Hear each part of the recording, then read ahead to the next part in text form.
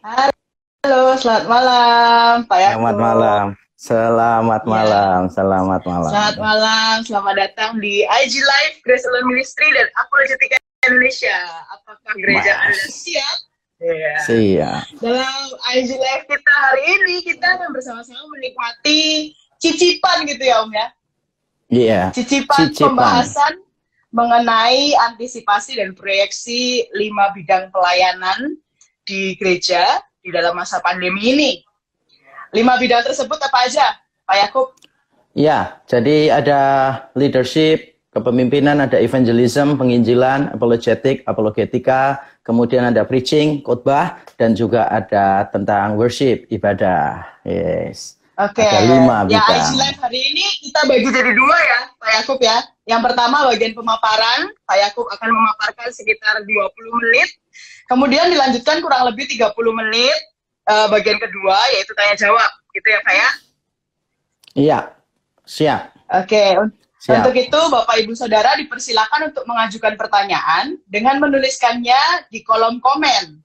Nanti karena waktunya terbatas, tidak semua pertanyaan akan dijawab. Tapi ada Hmm. tim Grami yang secara terstruktur, masif, dan sistematis, Bos, TSM gitu ya, kayak akan organisasi memilih terlarang ya. Wes. Hmm. akan memilih pertanyaan mana yang dianggap cukup mewakili kondisi gereja secara umum dan juga pastinya yang terkait dengan 5 bidang yang akan dipaparkan oleh Pak Yakub. Gitu ya. Iya. Oke, Oke. baiklah. Kita langsung mulai saja bagian yang pertama. Pak Yakub, silakan. Ya, ini seperti yang dikatakan ini adalah cicipan gitu. Sebetulnya cicipan dari apa? Sebetulnya ini cicipan dari banyak acara ke depan sih, termasuk salah satunya yang paling dekat itu adalah webinar ya, webinar week dari LIP dari Grace Alone Ministry. Nah, kali ini kita hanya akan menyoroti masing-masing bidang satu saja, masing-masing bidang satu saja dan secara cepat ya. Nah, yang pertama adalah bidang leadership atau bidang kepemimpinan. Nah, di bidang kepemimpinan ada tantangannya ini. Tantangannya adalah para pemimpin ini sekarang harus benar-benar menghidupi slogan first things first. Yang terutama yang diutamakan. Nah, kita selama ini dalam keadaan yang normal, kita itu cenderung menganggap semua yang kita lakukan, whatever we do itu important gitu. Kita merasa bahwa semua yang kita lakukan itu penting. Makanya di mata banyak orang, semuanya nggak penting sih. Karena kita semua mementingkan semua hal gitu kan. Nah, di tengah pandemi seperti ini kan waktu terbatas, kesempatan ketemu terbatas, resources juga sangat terbatas, keuangan juga sangat terbatas. Di tengah semua keterbatasan ini, para pemimpin gereja ditantang untuk benar-benar mengambil keputusan dan prioritas yang benar. Jadi first thing first itu menjadi tantangan besar untuk para pemimpin gereja atau institusi Kristen di tengah pandemi ini gitu. Nah, yang kedua di bidang penginjilan tantangannya yang paling besar yang kalau saya lihat itu adalah pemimpin ini ditantang untuk merengkuh tantangan. Jadi ditantang untuk merengkuh tantangan dan menyambutnya dengan kegembiraan. Karena ada peluangnya. Ternyata di balik tantangan itu ada peluangnya. Nah, ada tantangan di bidang penginjilan. Misalnya apa? Kita tidak bisa bertemu langsung. Namanya pekabaran Injil kan kita seringkali memikirkannya kan pekabaran Injil pribadi. Nah, kalau pribadi itu kan berarti harus ketemu face to face begitu kan ya. Wah, itu kalau kita lakukan pakai masker ngomong 1 jam aja bisa langsung ke rumah sakit UGD kan. Senafas. Karena susah sekali sesak nafas ya. Jadi sesak nafasnya bukan karena COVID-19 karena maskernya itu kan ya. Apalagi kalau kainnya dari jin, bahan jins gitu kan. Ditambah dalamnya korden lagi. Nah, ada tantangan. Kita nggak bisa ketemu langsung. Tapi di balik tantangan itu sebetulnya ada sebuah banyak peluang malahan. Peluangnya apa? Orang sekarang ini lebih siap untuk mikirkan hidup mati. Jadi biasanya kan kita itu memikirkan hidup mati kalau pas tanggal tua saja. Biasanya kalau pas tanggal tua.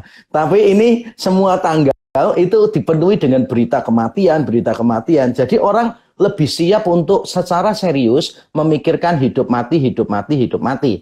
Bukan cuma itu sebetulnya, tapi di tengah banyak orang yang membutuhkan itu, gereja ini lebih mudah untuk menampakkan dirinya. Jadi eksistensi gereja itu ditunggu oleh banyak orang gitu. Katanya gereja itu kan sumbernya kasih, mengasihi dunia, Kristus berkorban untuk dunia. Tapi persoalannya adalah gereja melakukan apa di tengah situasi seperti ini? Banyak gereja itu yang pusing dengan dirinya sendiri kan, tidak mau keluar untuk menjangkau yang lain gitu loh. Makanya kan di Grami ini ada gereja tanggap bencana yang akhirnya menjadi Grami tanggap bencana. Itu merupakan sebuah cara yang Tuhan berikan kepada kita untuk menjangkau dunia. Jadi ada banyak peluang. Belum lagi kalau kita bilang secara media sosial dan teknologi misalnya. Waduh, pekabaran Injil sekarang ini tidak pernah seperti dulu lagi. Kalau dulu itu mau berjumpa dengan 500 orang, itu berarti harus minimal 500 jam. Belum dihitung transportasi dan sebagainya. Sekarang bicara kepada ribuan orang hanya bisa 1 jam aja sudah cukup untuk bicara kepada ribuan orang. Jadi ini kesempatannya besar.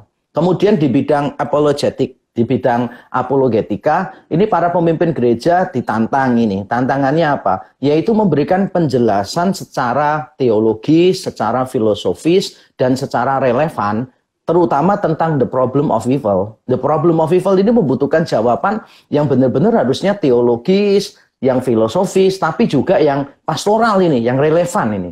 Nah, kebanyakan kan kita membahas the problem of evil itu mesti pincang dalam salah satu sisi. Permisi maafkan memakai kata pincang, karena gini, kita terlalu ekstrim pada satu hal. Kita misalnya terlalu bahas problem of evil secara filosofis. Wah, langsung Alvin Plantingannya muncul ya kan. God, freedom and evil, apa semuanya kan. Why sufferingnya Vince Vitali, Raffi Sekerayas gitu kan. Tapi itu semua nggak akan ada gunanya kalau kita ketemu satu ibu-ibu dan dia bilang gini, kita ini sudah seminggu nggak makan ini, gitu loh. Ada solusi nggak? Nggak mungkin kita kasih bukunya Plantinga atau Vince Vitali kan untuk baca kan. Nggak mungkin lah. Nah, satu sisi kita terlalu banyak teoritis di bidang apologetika. Tapi di sisi lain, di kalangan pastoral, mereka itu terlalu praktis. Tiap kali orang punya masalah, selalu diomongin, ya udah berdoa ya, Tuhan pasti punya jalan keluar. Ya, berdoa, nanti Tuhan akan membuat sesuatu yang ajaib. Ya kan, coronanya dihardik, ya cepat selesai, dan sebagainya. Haleluya. Menghardik istri aja nggak bisa, apalagi menghardik corona. Ini istri yang ribut di rumah aja banyak pendeta susah untuk menghardik ya kan, apalagi menghardik ini ribut di tengah laut gitu. Nah kita ini ditantang sekarang untuk tidak terlalu ke sini, terlalu teoritis, tapi juga jangan sampai kita terlalu ke sini, terlalu praktis gitu. Bagaimana gereja memberikan jawaban terhadap the problem of evil, tentang penderitaan kejahatan secara filosofis, secara teologis, dan secara pastoral. Nah, di bidang preaching, kita ini membutuhkan khotbah-khotbah yang menjawab pertanyaan intelektual. Jadi ini para pengkhotbah ditantang nih, menghadirkan khotbah yang menjawab pertanyaan intelektual, tapi sekaligus meneduhkan perasaan. Kalau khotbah kita itu hanya terlalu intelektual gitu kan, doktrin-doktrin, abstrak banget, Ibrani, Yunani, wah konteks kuno, dan seterusnya, tanpa memperhatikan perasaan orang, maka kita akan dianggap pengkhotbah yang kurang sensitif. Kita dianggap kurang sensitif. Mereka tuh perasaannya sedang gundah gulana, luka karena kehilangan pekerjaan, takut penyakit, takut mati, dan seterusnya. Tapi kalau kita, khotbahnya itu hanya menyentuh perasaan, memberikan hiburan-hiburan sesaat, bahwa Tuhan pasti akan buka jalan. Ketika manusia tidak bisa membuka jalan, Allah akan turun tangan. Haleluya, haleluya, misalnya gitu. Orang akan menganggap kamu tuh terlalu menggampangkan masalah sih gitu. Kamu jangan terlalu menggampangkan masalah. Jadi kalau khotbah kita terlalu teoritis, orang menganggap kita kurang sensitif. Tapi kalau khotbah kita terlalu praktis, orang menganggap kita menggampangkan masalah gitu. Nah, kalau di bidang ibadah, yang terakhir di bidang worship, tantangannya adalah bagaimana kita mengkaji ulang semua esensi.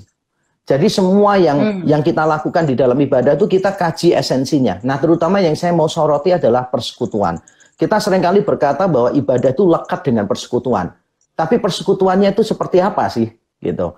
Nah, gereja-gereja seringkali ngomong, ya persekutuan itu pokoknya berada di satu tempat yang sama, melakukan kegiatan yang sama, pada waktu yang sama, berarti itu persekutuan. Dan kita tahu itu keliru kan, persekutuan kan lebih dari itu. Gitu. Nah, kalau persekutuan cuma itu, berarti yang menyatukan kita kan bangunan gereja. Tapi sekarang gereja dituntut untuk mengkaji ulang bahwa esensi persekutuan itu apa? Yaitu kesatuan kita di dalam karya Allah Tritunggal. Karya Allah Tritunggal itulah yang mempersatukan setiap orang percaya. Gitu. Karya penebusan dari Allah Tritunggal itu kesatuan roh ada di sana. Sehingga kita sekarang lebih bisa menghargai itu, kesatuan secara roh. Saya yakin kalau setelah pandemi gereja balik kembali, kita kumpul secara fisik, kita akan lebih menghargai kesatuan roh yang selama ini kita seringkali lupakan. Kita seringkali berpikir bahwa yang mempersatukan kita itu jam ibadah, liturgi, gaya ibadah, bangunan, tempat, dan sebagainya.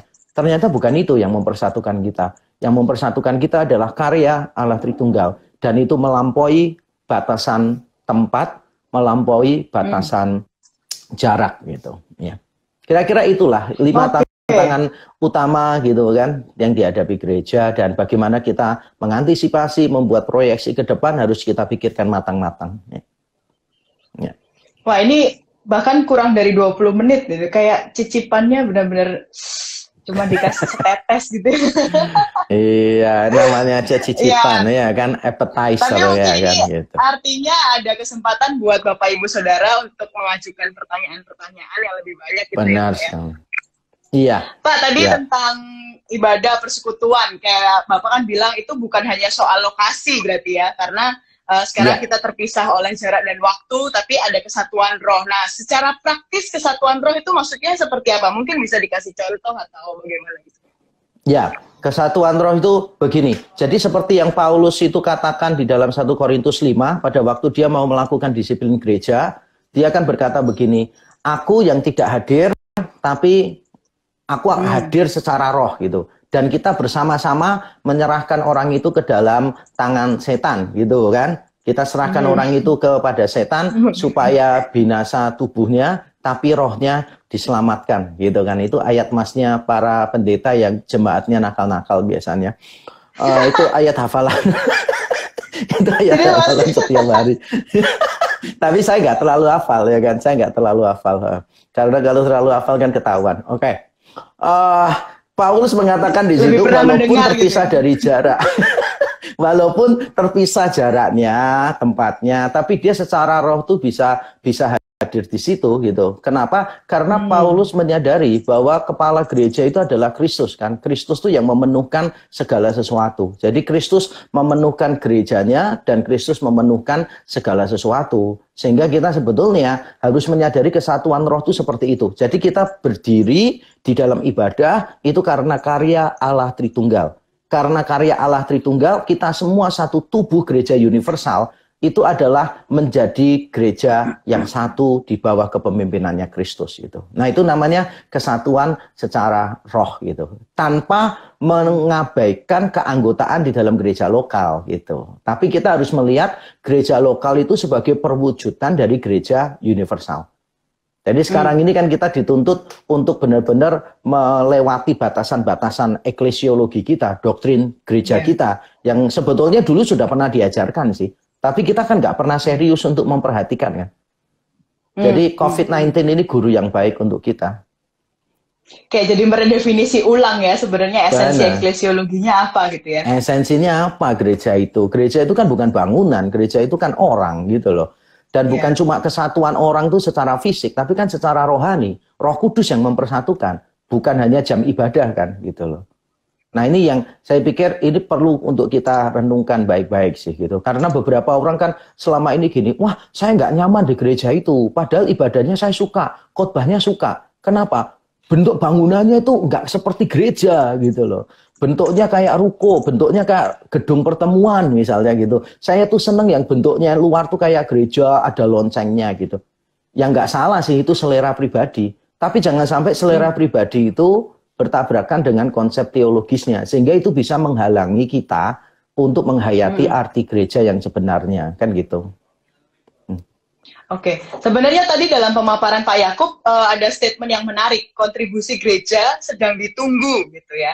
Nah, itu sebenarnya secara spesifik sebenarnya gereja sedang ditunggu untuk apa? Apakah memang terjun secara langsung seperti gereja tanggap bencana atau ini kayak kita tuh lagi dikejar-kejar gitu ya. Pada saat yang sama kita harus beradaptasi dengan perubahan metode ibadah gereja, tapi di saat yang sama itu tadi kontribusinya sedang ditunggu gitu. Ya.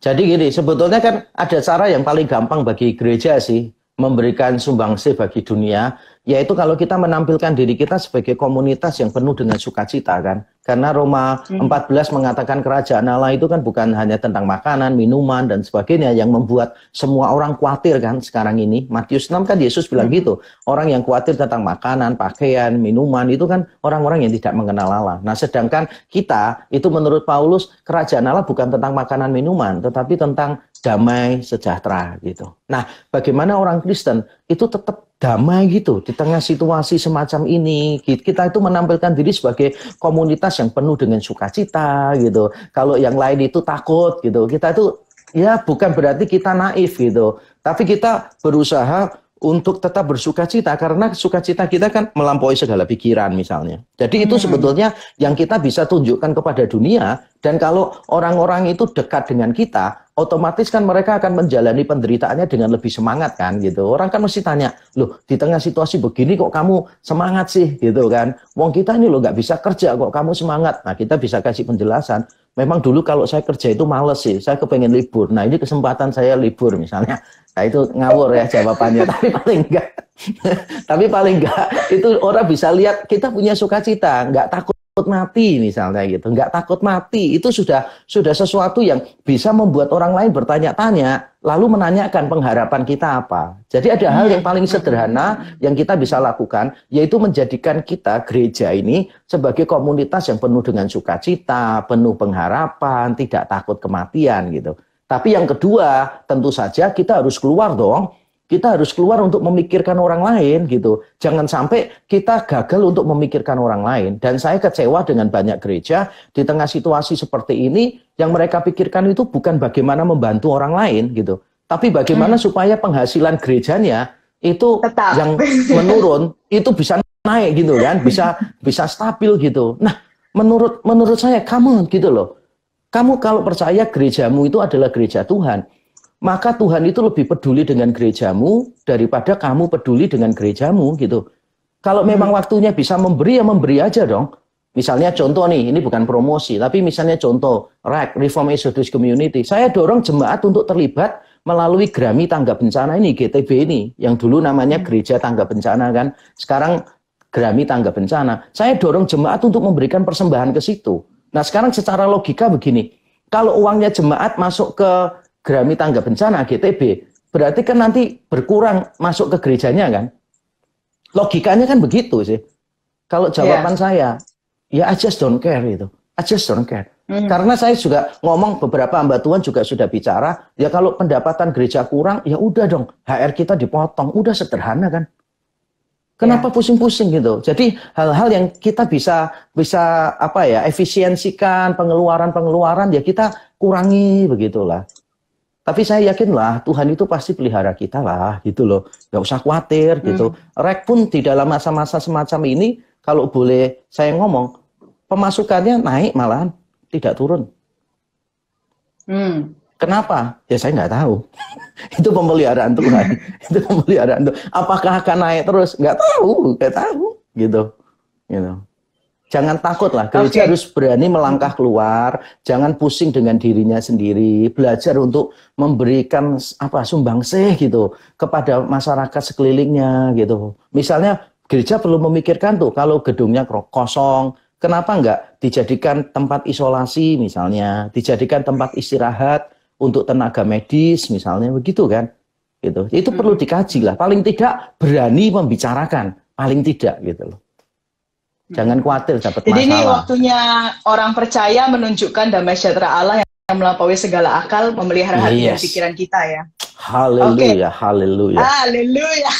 Haleluya. Iya Pak, ini sekarang ibadah online ini kayaknya muncul satu fenomena yang baru gitu ya. Church hopping istilahnya, saya juga baru tahu kalau ada istilahnya. Church hopping, hope itu maksudnya lompat-lompat gitu loh maksudnya Pak. Jadi ada jemaat jadi jajan ibadah online, jadi meninggalkan gereja di mana dia berjemaat. Nah, gimana nih Pak? Nah, jadi gini, ini sebetulnya situasi yang positif negatif ya, gitu. Positifnya adalah karena ini bisa menantang gereja-gereja untuk memikirkan nanti setelah pandemi akan apa gitu loh. Jadi kalau dalam perspektif saya begini, banyak alasan orang bergereja di satu tempat, banyak alasan. Satu, parkirnya luas misalnya gitu, sederhana banget, parkirnya luas gitu. Kedua, AC-nya enak, dingin gitu kan. Gitu Terus tempat duduknya empuk misalnya gitu. Habis ibadah ada makan gitu kan. Terus keempat, waduh, ada lightingnya bagus sekali, apalagi kalau pas kena ke penonton, terus penontonnya bisa masuk TV gitu kan ya. Ada banyak hal tuh yang sifatnya sekunder yang membuat orang itu berjemaat di satu tempat gitu. Kan seharusnya itu kalau kita ditanya, kamu berjemaat di satu tempat kenapa? Jawabannya kan karena kita bertumbuh di situ. Bagus, mendalam, tapi praktis misalnya gitu. Atau mereka punya discipleship yang bagus gitu, punya pemuritan yang bagus gitu.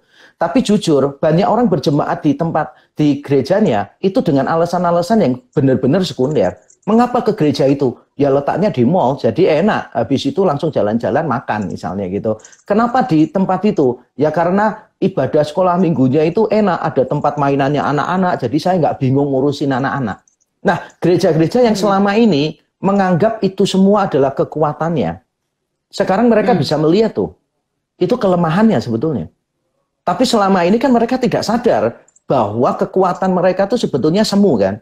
Nah, di tengah situasi seperti ini, orang tuh benar-benar, misalnya kalau saya berjemaat di satu gereja, hanya gara-gara tempat mainan playgroundnya anak-anak bagus misalnya gitu. Nah, sekarang saya kan nggak butuh itu. Begitu nggak butuh itu, nggak butuh tempat nyaman, nggak butuh macam-macam. Saya akan mencari yang benar-benar, ya primer lah, yang benar-benar penting. Yang dicari apa? Khotbah yang bagus, ibadah yang bagus. Dan kalau kita perhatikan, gereja-gereja dengan khotbah yang bagus atau ibadah yang bagus atau dua-duanya, gereja-gereja itu mendapatkan banyak viewers, orang yang mengikuti live streamingnya. Apakah ini positif atau negatif? Jawaban saya sekali begini, kita semua harus ingat gereja universal. Katanya kan kita selalu bilang gereja tanpa tembok kan gitu. Nah ini waktunya dong kita mengamini. Ya kalau mereka mau live streaming di tempat-tempat lain, ya nggak apa-apa dong. Cuma nanti kita perlu memproyeksi setelah pandemi ini selesai, apa yang harus kita lakukan gitu loh. Apa yang harus kita lakukan? Karena jemaat-jemaat itu kan sudah mendengarkan khotbah-khotbah yang bagus-bagus kan gitu loh. Sudah tahu, oh ibadah yang keren tuh kayak gini nih gitu kan ya. Wah cara mimpin pujian, himne atau kontemporer yang bagus tuh kayak ini nih gitu. Nah ketika mereka nanti masuk ke gereja lokal setelah pandemi, tuntutan mereka itu tanpa sadar kan naik kan. Tuntutannya naik, mau nggak mau gitu. Nggak mungkin pemimpin gereja bilang, tolong tuntutannya diturunkan ya gitu, ekspektasinya diturunkan. Nggak bisa lah. Ya gereja yang harus menaikkan mutunya dong. Jadi di satu sisi, kalau saya melihat, ini adalah sesuatu yang positif untuk gereja gitu. Tapi bagi jemaat yang suka lompat ke sana kemari, juga perlu memikirkan sih, perlu memikirkan after pandemi itu loh. So what gitu, what is next, itu penting untuk kita pikirkan. Ya.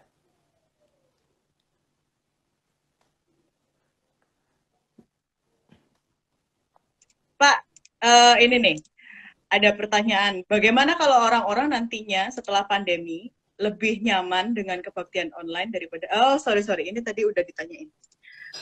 Ini nih, Pak. Bagaimana membedakan atau menyadari status diri sendiri kalau saya... Bagaimana membedakan atau menyadari saya ini sedang memanfaatkan situasi untuk pansos atau saya ini memang sungguh-sungguh? Oke. Ya, ini di tengah situasi seperti ini kan medsos, teknologi itu menjadi salah satu sarana kan ya. Itu bisa jadi berkat tapi juga bisa jadi kutuk sih.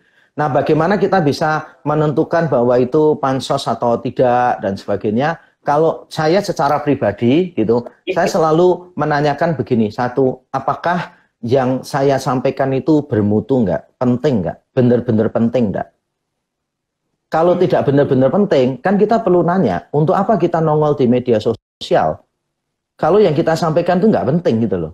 Kan ini kan undangan untuk IG Live, untuk apa itu kan banyak kan gitu loh. Dan kita bisa aja, misalnya, mau ini, itu. Tapi selalu mikir pertama, topiknya penting nggak? Memberkati banyak orang nggak gitu. Terus kedua, pada waktu kita mau gandeng orang lain untuk IG live bareng misalnya begitu, atau Zoom bareng dan sebagainya, kita perlu menanyakan, mengapa kita menggait orang itu? Apakah sekadar followersnya banyak, atau memang orang itu punya sumbangsih untuk tema yang tadi itu, yang Tuhan taruh dalam hati kita, tema yang benar-benar penting. Nah, kalau kita yakin bahwa orang ini orang yang hebat ini di bidang ini, tapi followersnya cuma 500 orang gitu kan, ya nggak apa-apa lah, 500 orang pun semua ternyata toko bangunan, toko kain, toko apa. Nah, nggak peduli kan, we don't care gitu. Kenapa? Karena orangnya walaupun followersnya sedikit, tapi ilmunya kan ada gitu. Tapi kalau kita kepengen misalnya untuk cari orang yang asal followersnya banyak, tapi nggak sesuai sama materi kita, menurut saya kan itu pansos sih gitu. Kemudian yang ketiga juga gini, apakah topik yang kita pilih itu, apakah topik-topik yang kontroversial, yang sensasional atau tidak? Tidak salah untuk membahas topik-topik yang kontroversial atau sensasional gitu, nggak masalah. Tapi kan sekali lagi kita harus muji hati kita gitu loh. Kenapa kita membahasnya sekarang? Apakah harus sekarang? Apakah itu memang benar-benar untuk dibahas? Oh, penting sekali untuk dibahas atau enggak? Jadi balik yang pertama tadi, penting enggak? Ataukah kita hanya memanfaatkan aja sih perseteruan dua orang besar atau apa gitu, lalu akhirnya kita ambil keuntungan di situ. Waduh. Semua berbalik pada kita kan, berbalik pada kita. Ya. Ini dari tadi pertanyaannya banyak ke arah ibadah ya sebenarnya ya Pak ya. Karena mungkin itu yang sekarang lagi benar-benar dihadapi secara langsung oleh jemaat dan juga gereja. Nah, mungkin aku coba beralih ke pertanyaan yang lain nih Pak, tentang penginjilan. Kan kita tahu ada satu konsep church planting. Nah, gimana ceritanya konsep ini di masa-masa seperti ini Pak? Ya, church planting atau penanaman jemaat ini, penanaman gereja ini kan dipahaminya secara berbeda-beda oleh banyak orang sih. Tapi kalau kita melihatnya secara lebih sederhana, church planting itu adalah sebuah upaya yang strategis gitu untuk memikirkan dari A sampai Z dari sebuah gereja di tempat yang baru gitu. Sebuah upaya yang strategis. Jadi ini ada upayanya, bukan cuma rapat ya, tapi ada upayanya yang strategis. Jadi ini bukan asal coba-coba, tapi yang strategis dari A sampai Z gitu untuk menghadirkan gereja di tempat yang baru, untuk menghadirkan sebuah gereja di tempat yang baru. Nah, ini banyak hal yang harus kita pikirkan. Misalnya demografi masyarakat di tempat itu juga kita perlu pertimbangkan kan demografinya. Berapa banyak orang Kristen sih yang ada di sana? Berapa banyak gereja? Berapa banyak penduduk lain?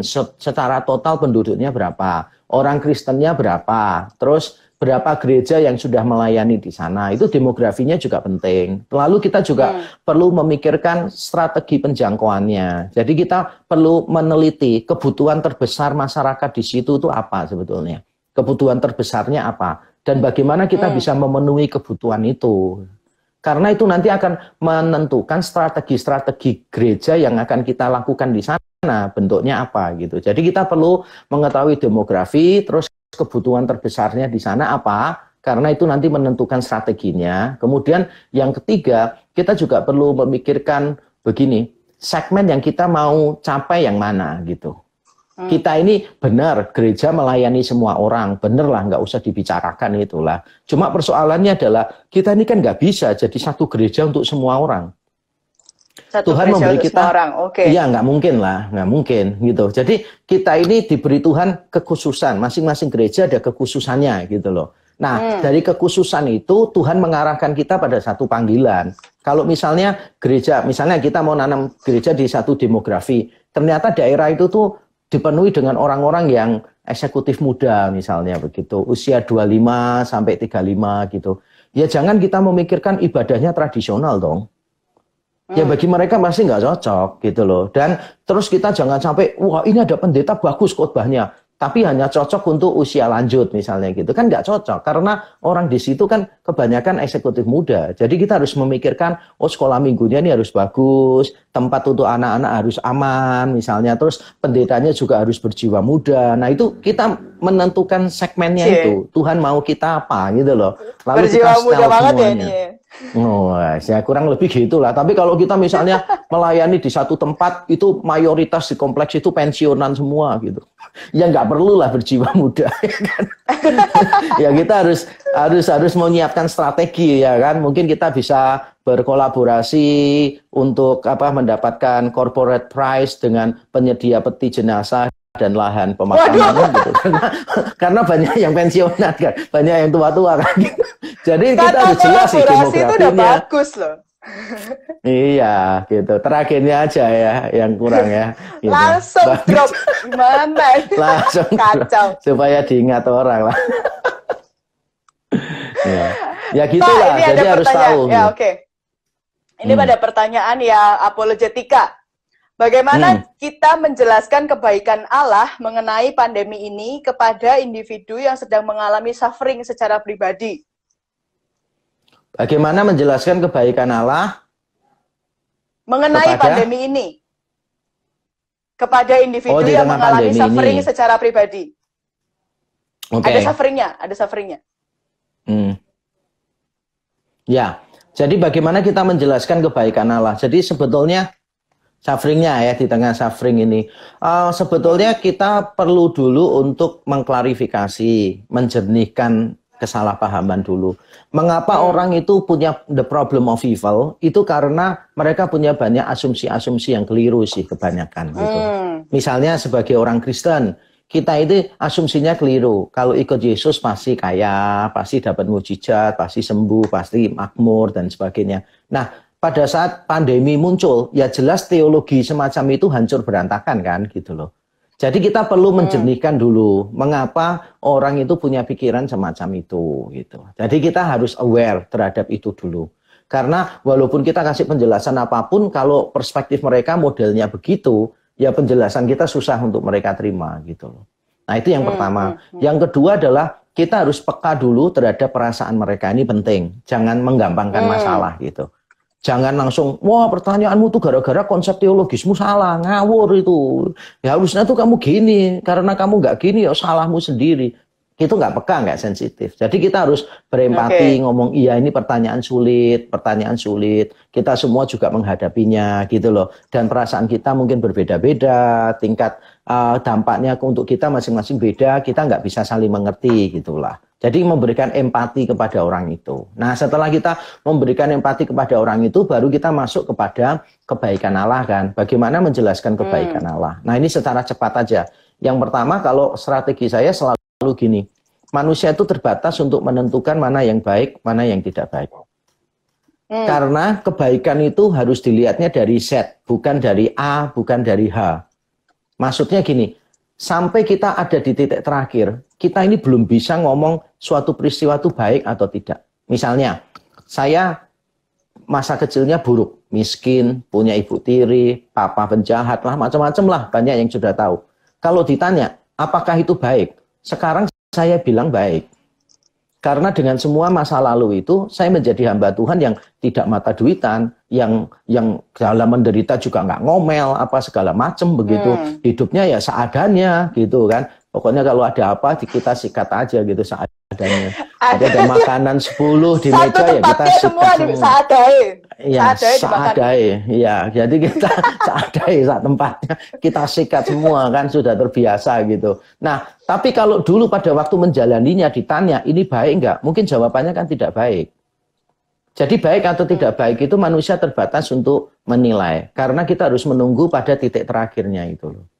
Nah, yang kedua adalah kita akan bilang bahwa Tuhan itu mengerjakan kebaikan, tapi dia memberitahu kebaikannya apa. Dari Roma 8:28 kan kita tahu Allah terus bekerja dalam segala sesuatu untuk mendatangkan kebaikan. Kebaikannya apa? Dijelaskan di ayat 29-nya. Ayat 29-nya kan bilang, semua orang yang dipilihnya dari semula, mereka juga yang ditentukannya dari semula untuk menjadi serupa dengan gambaran anaknya. Nah, menjadi seperti Kristus, itu adalah kebaikan yang Allah sedang rencanakan di dalam persoalan-persoalan kita, gitu loh. Nah, ini kita tidak boleh lupa bahwa kebaikan yang dimaksudkan di situ adalah kita ini ingin menjadi seperti Kristus.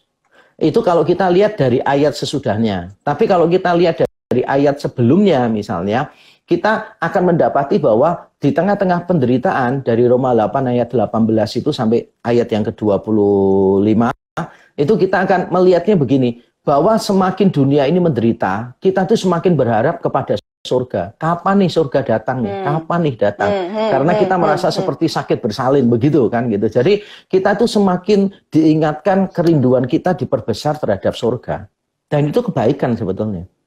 Kebaikan Allah gitu. Nah, yang terakhir mungkin yang kita bisa sampaikan, kebaikan Allah di lewat semuanya ini adalah supaya kita ini tidak sombong misalnya, supaya kita lebih menghargai anugerah. Dan itu terjadi dalam diri Paulus kan. Waktu Paulus punya duri dalam daging, di 2 Korintus 12 dia minta supaya Tuhan mengambilnya.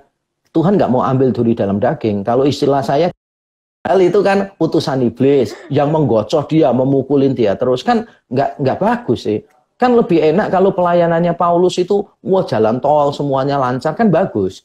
Tapi ternyata Tuhan punya maksud kan. Yang bagus itu adalah supaya Paulus tidak sombong, supaya Paulus itu menyadari anugerah Tuhan di dalam hidupnya. Nah sekarang kan tinggal kita memikirkan, jadi konsep kita tentang kebaikan itu sudah benar atau enggak. Bagi saya kebaikan itu ya seperti itu gitu loh. Kebaikan itu ketika kita ingin menjadi seperti Kristus, gitu. Kebaikan itu ketika karakter kita digodok oleh Tuhan, menjadi orang yang tidak sombong, yang mengerti anugerah gitu. Oke. Nah, ngomong-ngomong tentang ini masa-masa pandemi, semuanya jadi online, ini ada pertanyaan. Bagaimana cara memanfaatkan sosial media dalam penginjilan? Mungkin bagaimana penginjilan kalau tidak bertemu muka dengan muka gitu kali ya? Iya, mungkin maksudnya penginjilan melalui media sosial ya mungkin. Oh iya, nah, betul. Ini topik ini akan dibahas oleh Pak Samuel Sugiarto di hari Rabu ya kalau nggak salah, Rabu depan. Di webinar week gitu. Nah, memang ada banyak hal sih yang kita memang perlu pikirkan untuk medsos gitu. Nah, kita perlu mengenali misalnya followers kita itu segmennya kayak apa gitu. Misalnya kalau saya lihat follower saya misalnya gitu. Follower saya itu paling banyak usia 25 sampai 35. Terus yang kedua yang hampir sama jumlahnya dengan itu 18 sampai 25. Paling banyak. Jadi yang di atas 35 itu jarang. Di bawah 18 juga jarang. Jadi hampir semua itu mencapai sekitar 80%, 90% followers di Instagram saya. Nah, saya harus yang memikirkan di bawah 18 kayaknya. Oh, iya, rasanya. Iya, tapi di Instagram mana ya itu ya? Instagram yang komisi lanjut usia itu ya rasanya ya. Nah, oke, baik. Jadi kita perlu tahu segmen kita apa, lalu kita berusaha untuk membuat konten-konten yang sesuai dengan segmen itulah gitu. Jadi misalnya kalau segmen 18 itu ya kita ngomong generasi Z sama generasi millennials misalnya. Mereka nggak terlalu suka kan keterangan yang terlalu panjang gitu. Terus quotes yang terlalu panjang juga mereka nggak suka gitu. Tapi mereka sukanya yang sederhana, memorable, tapi mendalam gitu. Cerdas gitu, quote-nya itu cerdas. Nancep gitu loh. Terus hindari juga quotes-quotes yang sifatnya itu kayak klise-klise. Yang klise-klise juga mereka nggak suka gitu. Nah ini kita juga perlu pertimbangkan ya. Jadi kita perlu pertimbangkan segmennya. Yang kedua, karena kalau tak jelasin semua repot ini waktunya nggak cukup. Yang kedua, walaupun kita tahu itu segmennya seperti apa, yang kedua kita juga perlu tahu media sosial itu sifatnya inklusif, heterogen banget. Heterogen. Kita walaupun sudah tahu, tapi kan kita nggak pernah tahu followers kita itu misalnya dari gereja Protestan atau karismatik, Kristen atau enggak Kristen. Kalau dia tidak Kristen, agamanya apa kan kita nggak tahu, heterogen banget kan. Sehingga pesan-pesan kita itu seharusnya juga pesan-pesan yang sifatnya inklusif. Nah, bagaimana kita bisa inklusif menyentuh semua orang? Nah, ini kuncinya. Yaitu kalau postingan kita itu mengaitkan Injil dengan dua hal. Ini yang dikembangkan oleh Grammy, yaitu Gospel Center Evangelism. Yang pertama itu kalau menyentuh persoalan fundamental manusia. Persoalan fundamental manusia kan cuma 3 itu.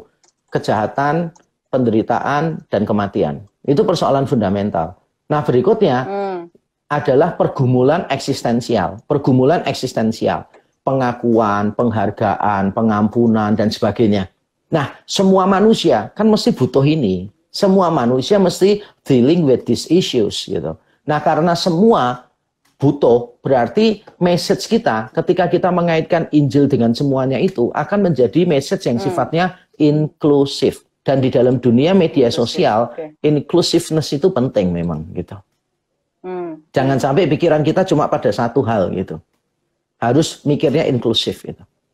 Oke, ini ada satu pertanyaan yang sebenarnya Pak Yakub kalau nggak salah ya sempat tulis di Instagramnya. Apakah pandemi merupakan hukuman Tuhan? Ya, itu nanti lebih lengkapnya bisa baca di Instagram Grami ya. Di Instagram Grami sudah dibahas tentang itu juga. Nah, sebetulnya apakah ini hukuman dari Tuhan? Jawabannya adalah tidak. Tidak. Mengapa ini tidak? Karena virus COVID-19 ini pada waktu menyerang orang, dia itu tidak sempat mengecek KTP orang. Untuk lihat agamanya apa, dia tidak cek sih gitu. Pokoknya nempel aja, kalau dihirup ya sudah, dia masuk di situ aja gitu kan ya. Jadi ini semua menunjukkan kepada kita bahwa ini bukan hukuman. Sebab kalau ini hukuman kan berarti mesti milih-milih kan, siapa yang akan dihukum, siapa yang tidak gitu loh. Misalnya kalau di Mazmur 91 itu kan jelas itu musuh-musuh Tuhan yang dihukum. Sehingga kan 1000 rebah di kiri, 10.000 rebah di kanan. Itu semua kan musuh-musuhnya Allah gitu loh. Jadi itu hukuman, kitanya nggak rebah gitu. Tapi kalau kita melihat bahwa orang Kristen juga mati kok. Beberapa pendeta juga terkena positif, bahkan ada yang mati juga kan gitu loh. Orang-orang yang saleh gitu, yang cinta Tuhan juga mati kok gitu loh. Nah, kita ini harus memahami itu. Nah, yang kedua, ini yang saya cuma singgung 2 poin ini aja. Kalau memang ini hukuman Allah, wah itu implikasinya besar banget. Berarti kalau kita membantu orang yang dihukum Allah, salah atau benar? Itu persoalan serius. Nah, kalau COVID-19 ini hukuman Allah, maka apa yang dilakukan oleh GTB, Grami Tangga Bencana, itu melawan rencana Allah. Allah sedang menghukum mereka kok, ngapain kita bantu? Nah itu bisa jadi masalah. Itu seperti kasusnya pada waktu beberapa tahun yang lalu, WHO itu menolong penduduk India di satu tempat karena mereka menghadapi wabah apa begitu atau persoalan apa. Nah, para imam agama di sana mayoritas itu langsung protes. Karena mereka menganggap itu melawan dewa-dewa. Mereka ini susah, miskin, menderita, kena wabah karena mereka itu karmanya buruk memang. Jadi mereka sedang menuai karmanya, karma buruknya. Kalau kita bantu, berarti kita melawan hukum yang di atas, katanya gitu.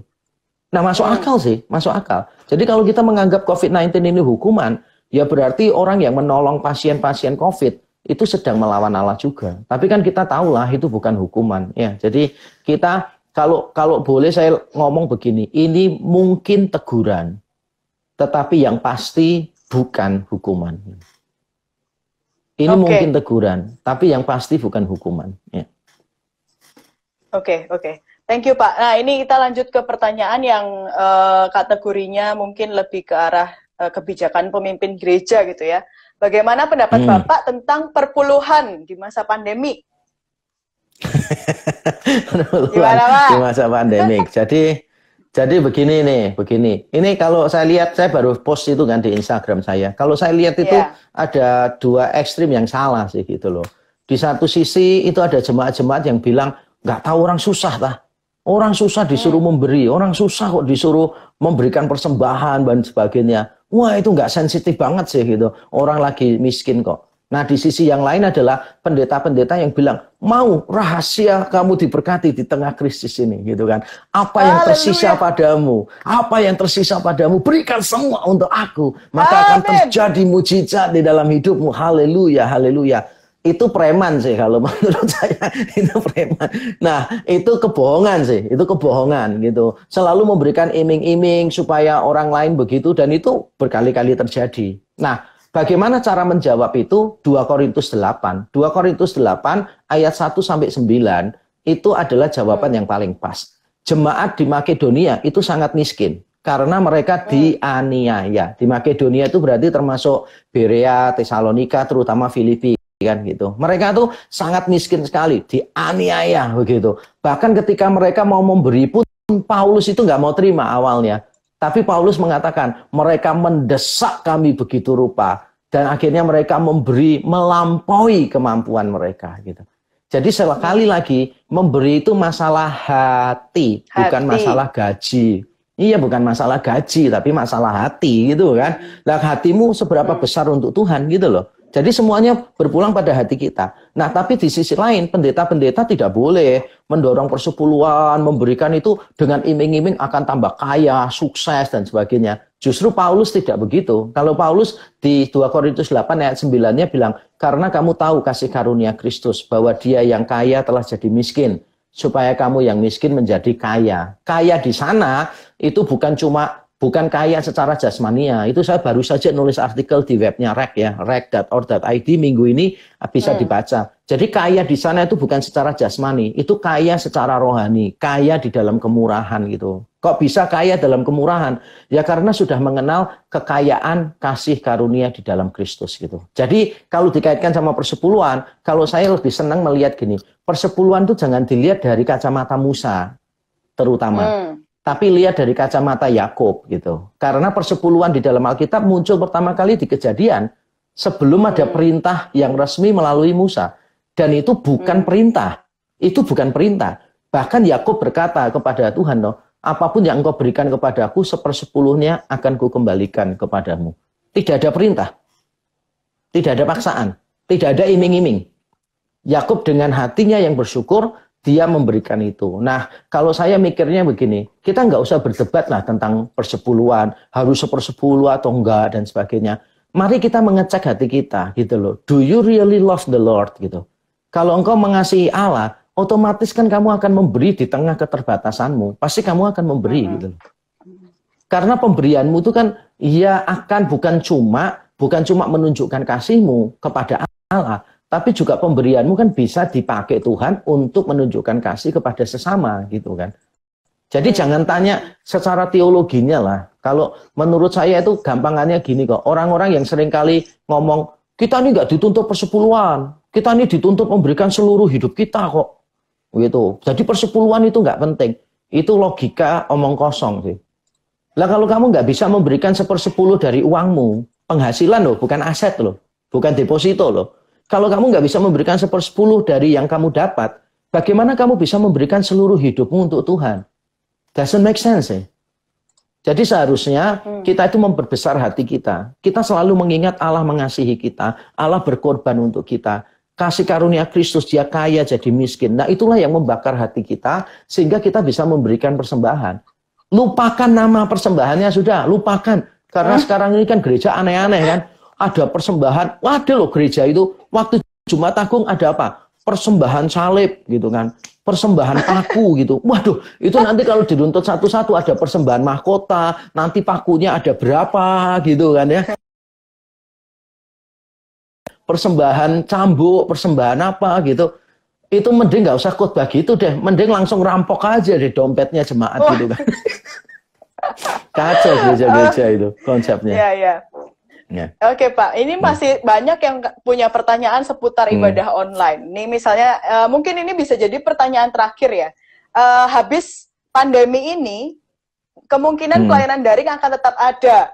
Medium daring memungkinkan terjadinya sirkulasi kapitalisme, pemasangan iklan, unduhan aplikasi, dan lain-lain. Nah, bagaimana pendapat Pak Yakub tentang hal ini? Kita harus membedakan sarana dengan motivasi ya, gitu. Sarana dan motivasi gitu. Jadi teknologi itu kan sarana, gitu. Sarana kan kita bisa pakai untuk yang baik atau untuk yang tidak baik gitu. Nah, contoh lah, kita ambil YouTube aja lah. Kita ambil YouTube gitu. Kan kita bisa bertanya begini, kita mau YouTube-nya menghasilkan duit atau enggak? Kita mau menghasilkan duit atau enggak? Kalau kita mau menghasilkan duit, otomatis kan ada iklan-iklan di situ salah satunya kan, gitu. Atau kita tidak mau menghasilkan duit misalnya, ya udah no ads sama sekali kan. Tapi persoalannya kalau tidak ada uang yang masuk sama sekali, pertanyaannya adalah pelayanan itu akan bisa survive terus enggak? Kan kita harus pelayanan itu bukan cuma survive kan gitu loh, tapi sustainable, bukan cuma survive tapi sustainable-nya itu ada gitu loh. Bukan cuma asal ada, tapi kita tetap ada terus untuk berkembang gitu. Jadi menurut saya sekali lagi, salah nggak sih pelayanan itu profit? Enggak. Salah nggak kalau profit oriented? Salah besar. Kalau profit itu nggak salah, karena kalau nggak ada duit, pelayanan nggak bisa lebih bagus kan? Ya bagaimana kita bisa memberi pelayanan yang lebih baik kalau nggak ada duit misalnya? Kita mau ibadah yang bagus, ada lighting gitu. Ya perlu duit lah, nggak bisa kita pasangin itu kan, neon, pasangin lampu, Petromax, apa semua lampu-lampu lama gitu kan ya nggak bisa lah. Ya kita perlu duit juga sih gitu. Jadi profit tidak salah, karena kalau profit salah, berarti semua bisnis itu salah. Kan kita tahu nggak semua bisnis itu salah kan gitu.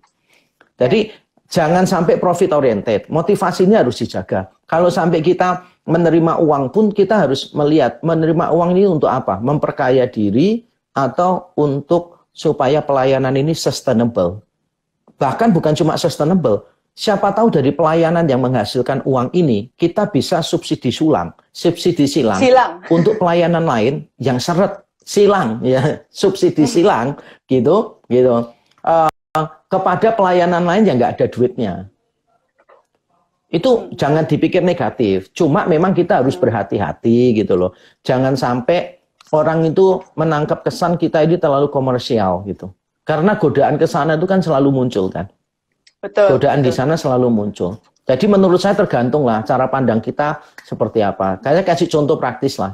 Di IG saya kan kadang-kala ada itu promo-promo barang apa gitu. Saya nggak dapat apa-apa, maksudnya saya nggak dapat duit, nggak endorse, tapi saya mencoba untuk melihat, oh orang ini perlu dibantu misalnya. Oh ya, orang ini punya pesan yang baik melalui produknya gitu. Oh orang ini sedang butuh duit, perlu dibantu gitu.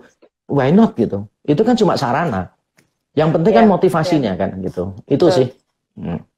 Oke, ini kayaknya dari tadi sepanjang pembahasan kita ada satu hal yang perlu di-highlight, yang berulang kali Pak Yakub bilang gitu ya.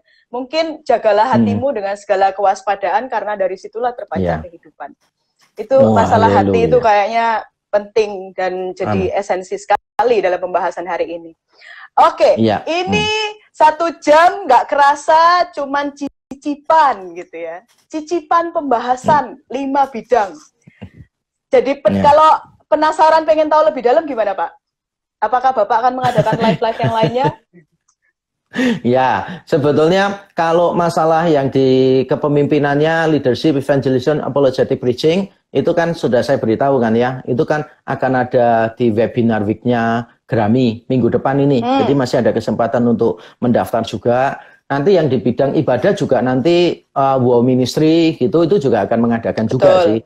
Saat juga mengadakan rembuknas ya kan untuk alumni dan mahasiswa saat gitu. Saya juga termasuk salah satu narasumbernya, akan membahas pelayanan anak muda dan sebagainya. Jadi ada banyak kesempatan lah untuk mengeksplor, menggali semua pembicaraan kita ini lebih mendalam gitu. Dan nanti para pembicara Grammy yang lain juga akan melakukan IG live secara rutin. Jadi tolong teman-teman juga mencatat baik-baik, manfaatkan waktu ini dengan baik gitu kan ya. Karena banyak orang kan dulu tuh bersyukur, beberapa tuh bersyukur, waduh dulu mendatangkan pembicara ini susahnya setengah mati ya. Sekarang di rumah aja udah ketemu katanya gitu. Ya itulah, teknologi itu berkat untuk kita juga gitu. Jadi nantikan acara-acara berikutnya ya, yang paling dekat ya webinar week nanti. Lip webinar week itu Senin sampai Jumat ya. Oke, kita ketemu di sana nanti ya Pak. Iya pasti harus. Oke, untuk Pak Yakub mungkin ada satu kalimat closing statement gitu misalnya untuk gereja-gereja di tengah masa pandemi ini. Oke. Menurut saya begini, kita ini harus belajar untuk legowo menerima it is what it is gitu. Ini ya kayak begini ya sudah kita terima gitu. Kita nggak usah misalnya jadi gereja yang suka mencibir gereja lain. Waduh, menurut saya ini hal-hal yang tidak terelakkan sih gitu. It is what it is. Yang kita bisa lakukan selain welcoming it is what it is adalah kita membuat proyeksinya gitu loh. What is next? What is next? Jadi kalau sekarang saya lihat banyak gereja itu kan tergopoh-gopoh menghadapi pandemi, ya kan. Nah, bagaimana kita nanti lepas dari pandemi ini, kita tidak lagi jadi gereja yang tergopoh-gopoh gitu. Kita bisa jadi gereja yang memanfaatkan teknologi, memanfaatkan media sosial, memanfaatkan macam-macam lah yang seharusnya bisa diefektifkan. Tapi kita nggak pernah mau mikir kan. Kita cenderung comfort zone, comfort zone, comfort zone. Nah, begitu ada pandemi, mau nggak mau keluar dari comfort zone kan gitu. Nah, ini waktunya. Embracing it is what it is-nya itu, ya sudah embracing the present situation, lalu juga making a projection gitu, membuat proyeksi ke depan, what is next. Di semua bidang itu perlu dipikirkan, what is next gitu, itu penting. Jadi jangan jadi gereja yang suka mencibir gereja orang lain yang lagi berkembang di tengah pandemi, jangan menyalahkan diri sendiri, tapi belajar untuk welcoming dan making a projection ke depannya. Kurang lebih begitu.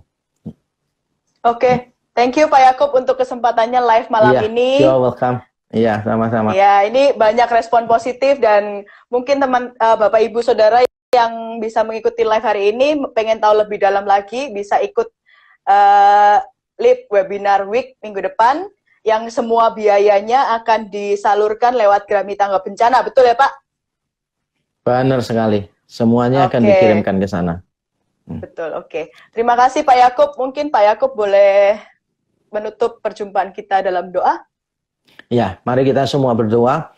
Bapa di surga, terima kasih untuk waktu yang Tuhan beri. Bersyukur untuk teknologi, kemajuan melalui IG Live ini. Itu kami syukuri, Tuhan menciptakan manusia sebagai gambar-Mu dengan kemampuan untuk menguasai bumi, untuk mengembangkan kebudayaan. Dan hari ini, malam ini, kami menikmati hasilnya melalui teknologi ini. Tuhan, semua yang sudah dibicarakan, kiranya itu menjadi stimulus yang baik bagi kami semua, membangunkan kami dari tidur nyenyak kami, membuat gereja-gereja resah, sehingga mereka mulai memikirkan ke depan mereka harus berbuat apa. Kiranya Tuhan menolong para pemimpin gereja, supaya mereka tidak hanya berkeluh kesah, menyalahkan keadaan, mencibir gereja-gereja lain yang lebih siap dalam menghadapi pandemi, tapi sebaiknya biarlah mereka menenangkan diri, mengkaji segala sesuatu yang esensial, dan mulai melakukan hal-hal yang positif, memproyeksi ke depan, membuat antisipasi-antisipasi yang baik. Terima kasih Tuhan untuk semuanya ini. Dalam Kristus Yesus kami berdoa dan bersyukur. Amin.